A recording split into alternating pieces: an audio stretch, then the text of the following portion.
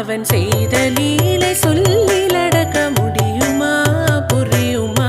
சின்ன கண்ணன் என்ன செய்தான் தெரியுமா?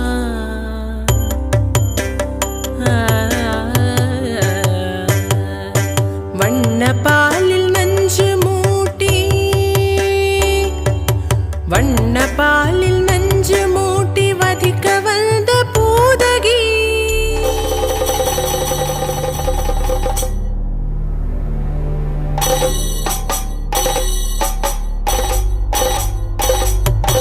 வண்ண பாலில் நஞ்சு மூட்டி வதிக்க வந்த பூதகியின் எண்ணம் யாவும் அறிந்து கொண்டு அன்னவள் தன்